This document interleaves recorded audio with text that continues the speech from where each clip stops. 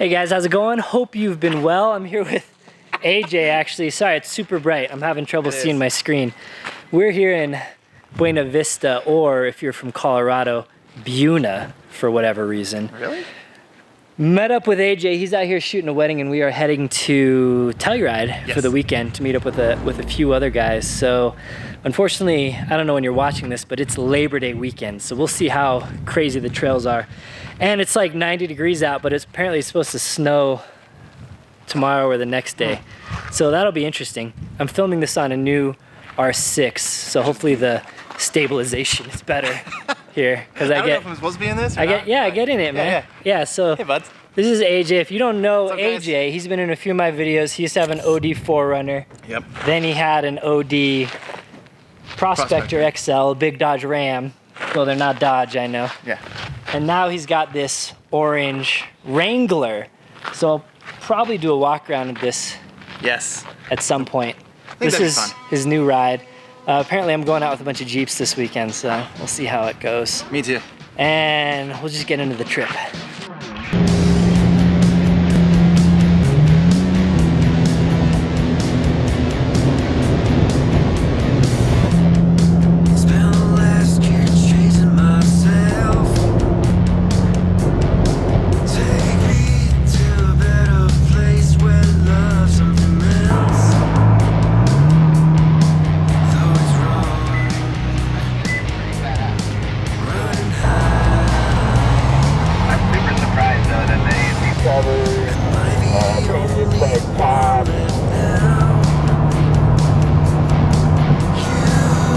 Hey, so we made it to camp. It is Labor Day weekend, like I think I mentioned earlier, so this place is a zoo. Luckily, Dave from AEV and Jackson got here a little early, so they procured a camp spot for us. I'm out here with AJ, like you saw earlier, and then Sean. They're all in AEVs. Everyone has an AEV, except for me. So, sun's going down a little bit. Cracked open a few beers. Actually had some pizza. It's nice, living large out here. So we're gonna probably settle in and hang out for the night. Tomorrow morning, the plan is to hit Black Bear Pass, and then into Telluride, and then some trails might be closed. We're not sure. So we gotta figure out in the morning, but I will catch up in the morning. Can kind of show you some of the rigs we got and the people driving them, so we'll get into that later. We've been driving for 6 or 7 hours, so just gonna relax a bit and probably call it for the night, and tomorrow film a little more.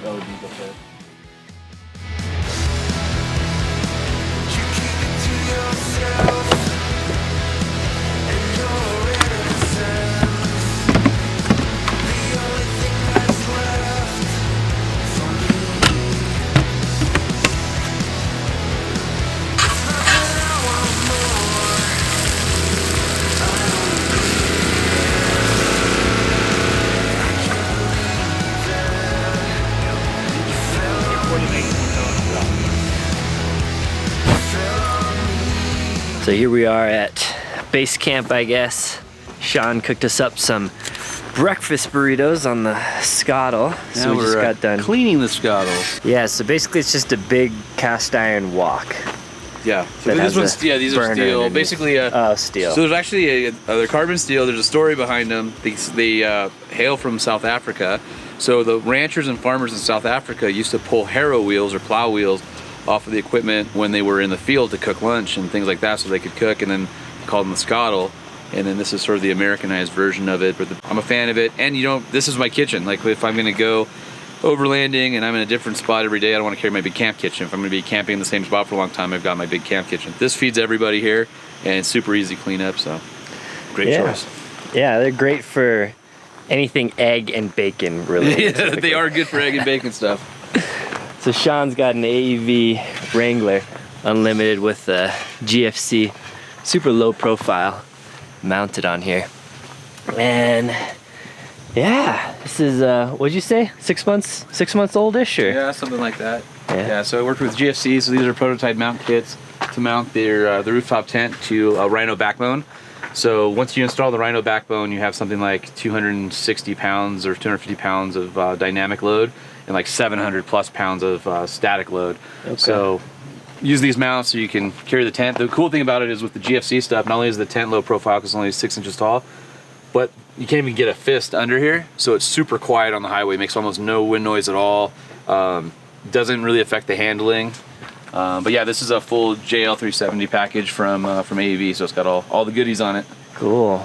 And then Sean also put in some nice Raver lights in there, so that's good. And then we have AJ's setup, also a Wrangler.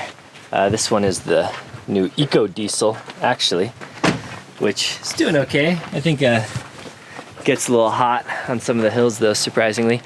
And AJ slept inside here.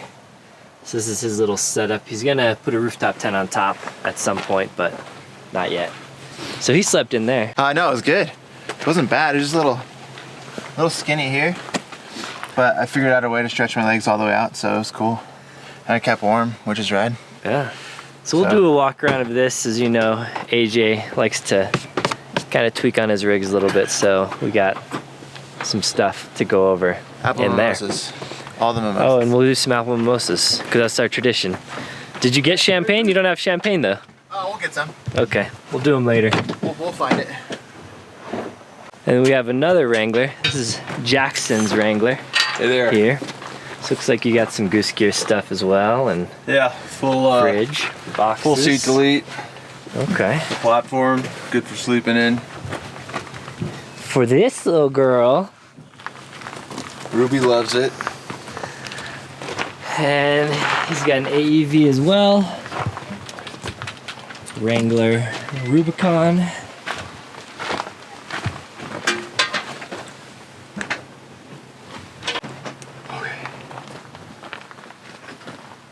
And then this big one over here is a Prospector XL 3500.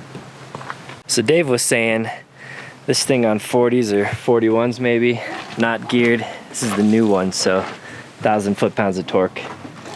Tows this thing like a dream, 11,000 pounds or so. So it's pretty wild because I can hardly make it up hills with nothing. And then this is me, obviously, Tacoma, the iCamper. When I sleep solo, I actually fold this pad up, double it over for a little more comfort, and then I just have this super big, it's a Coleman actually, I think it's like a 15-degree bag, but super comfy. And in the back, I have my old CFX 35 strapped in by the handles. And like I said earlier, kind of a liquid diet going on. I have some mountain houses and some ramen and stuff, so all I brought was a jet boil to boil water. Didn't feel like cooking anything. And this is just right on my dog bed platform in here. And then I have my camera gear inside of the Pelican. So that's all the stuff I'll be using. Decided to go for a healthy snack this time. And then I got my snack bag. Turn one of these new Magpul Dakas into a bag filled with my trail nuts and granola bars and stuff. And then I have another older Daka pouch, and this has all my GoPro stuff, which I'll be using. And then over here I have just the Vertex contingency duffel, so that's packed with my stuff for the day. Tripod back here, jet foil down there.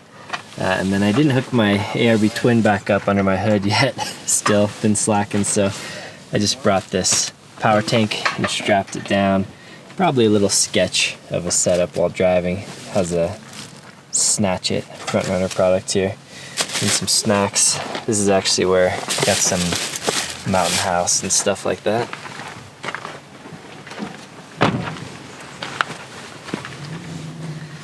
In the cockpit, we're on ham. A lot of these guys are on GMRS, so my radio can do it if I do something, remove some jumper or something, but right now I'm just listening on GMRS and talking over ham, and they can listen to me on a ham frequency. A lot of people ask the sunglasses I use. These are Magpul Explorers. I usually have the black ones, but these are the tortoise guys. And then here's where I mounted my Switch Pro control. So I have a couple of these to where I can turn them on when the engine's not started. So yeah. Cool, so we are getting ready to roll out. I think we're gonna grab some gas and then head over to Black Bear. See how crowded it is, hopefully not too bad. Some with all Jeep Wrangler Unlimiteds on 37s, all Rubicons. So none of these trails are too hard out here, honestly. They're just a little tight. So we're gonna go.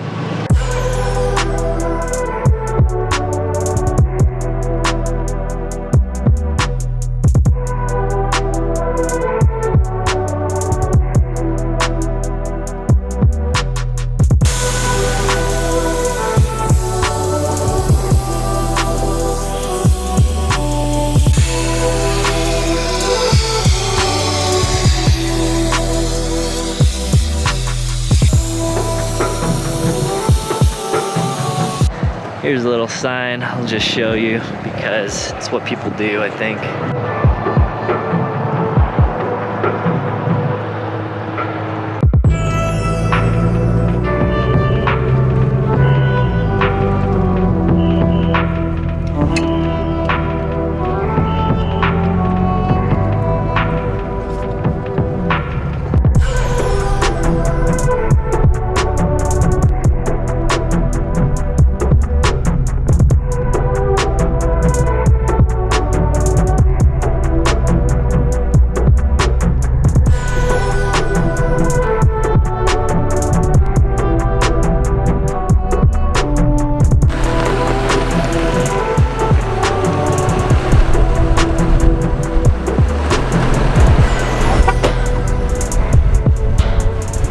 One way beyond here, but it's so windy. I don't know if you're hearing me at all.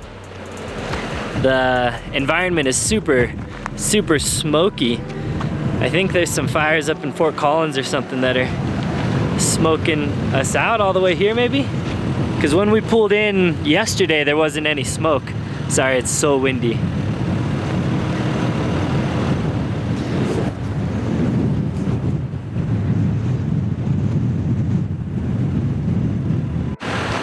So now we're gonna go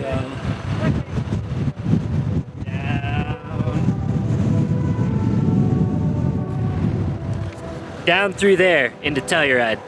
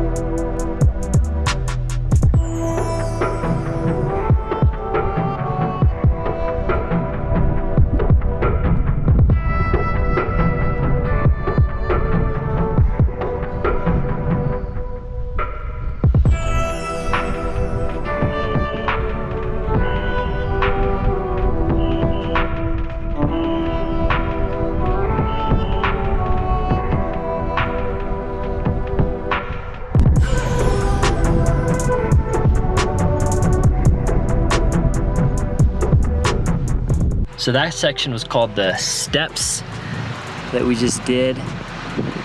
So there's a lot of traffic here right now, but that was, I think, some of the most technical obstacle, I guess. That's where some people flip sometime. So there's some, it's pretty wide, so you can take a variety of lines. We just kind of went down the left because it was the easiest. But you get a little off camber, and if you take a wrong line, you can flop there. There's been tons of vehicles that have flopped right there. So I think that's like technically the hardest part, which is relatively easy. I think I saw like a stock Cherokee, maybe like a Trailhawk up here. And people do them in Subarus and stuff. So other than that, and then the upcoming super tight switchbacks, that's it. It's a bummer, there's so much smoke you can hardly see the view down in Telluride. this trail is legendary because it's sketchy, so it's kind of scary, but it's popular because there's a beautiful view down into Telluride from here.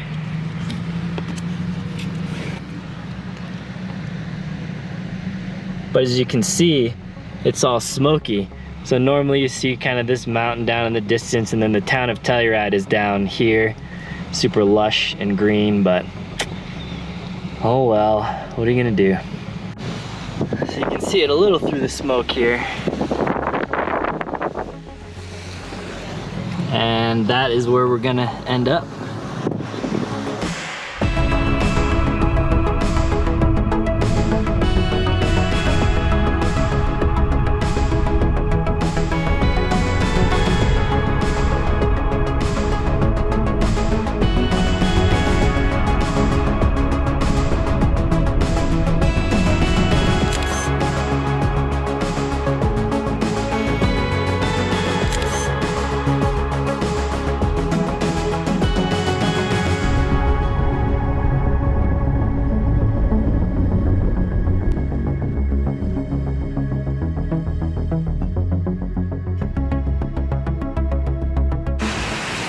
So we're here at this little waterfall portion. Right before this gets pretty narrow, and then the first main switchback.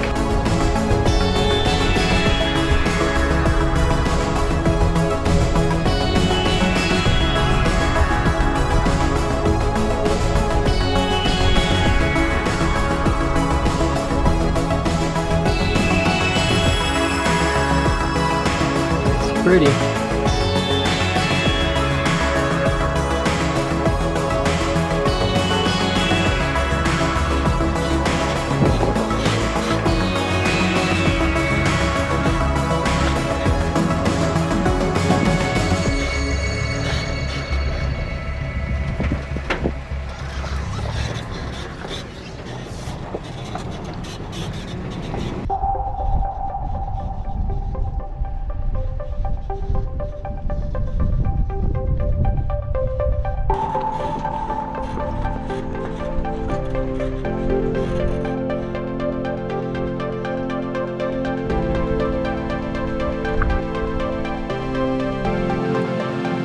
This is the tightest switchback going on here.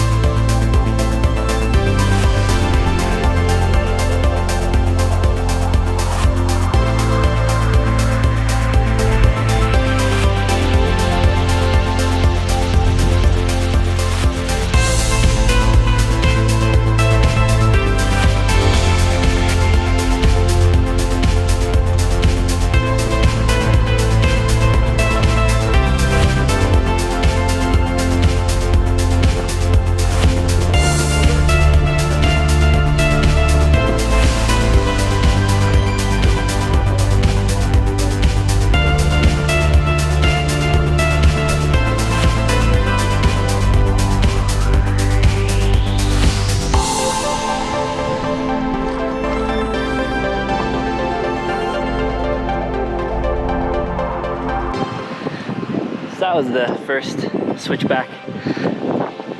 Not too bad, honestly. Super easy if you have someone to just spot you and tell you when your wheels are gonna go over the edge, but apparently they get easier from here.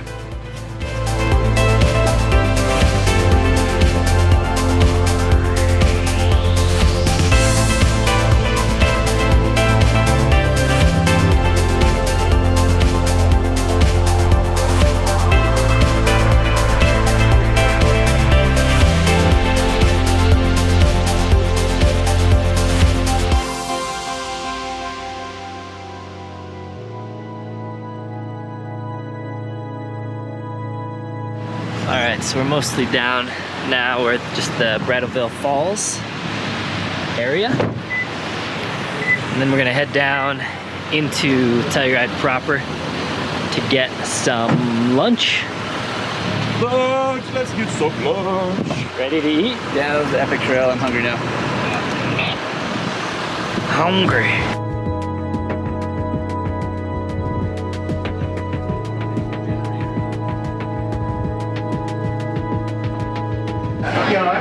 Just had some pizza here. Trying to find the name of it. We had Brown Dog last time, but they are takeout only. So here we had High Pie, and it was delicious. So now we're bouncing. Imogene is closed. So we may drive from Telluride, where we're at now, highway around to Ouray and do part of that on the way in. We'll see. We're trying to figure it out. All right, so we are off from Telluride to Ouray. Imogene, I'm sure a dozen people will tell me how to pronounce it in the comments, so I look forward to that. Imogene Pass is closed on the Telluride side, so we're driving around to Ouray, and we're gonna do it from the Ouray side. So we'll do part of the trail up to the peak, and then turn around and head back down. So we'll see how crowded that is, but we're gonna go there now. This video ended up getting pretty long, so I'm gonna split this trip into multiple videos. I'm gonna do a part 2 and 3 and maybe even a 4. So part 2, and I don't know what order these are gonna come in, but stay tuned for them. But I'm gonna do Imogene, and then we had another night there, and the next day was like a blizzard, but we went and did mineral/engineer up into Poughkeepsie. I don't know how to pronounce any of this stuff, sorry. So that we did when it was snowing like pretty heavily, so that's coming up. That was an adventure, some more food and some more hangs, so that's coming up.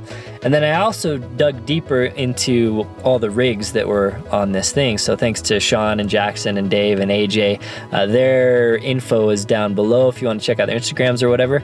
We talk more on all of their rigs, and then we're gonna do a single video on AJ's Wrangler. We've got really detailed on that one, so stay tuned for that. And yeah, so those are the few videos that are coming up shortly, so get subscribed and turn on that notification icon. And then I have another one. Let me know, definitely comment for this one. I have a bunch of GoPro footage from Black Bear Pass, like some roof mounted stuff and all that.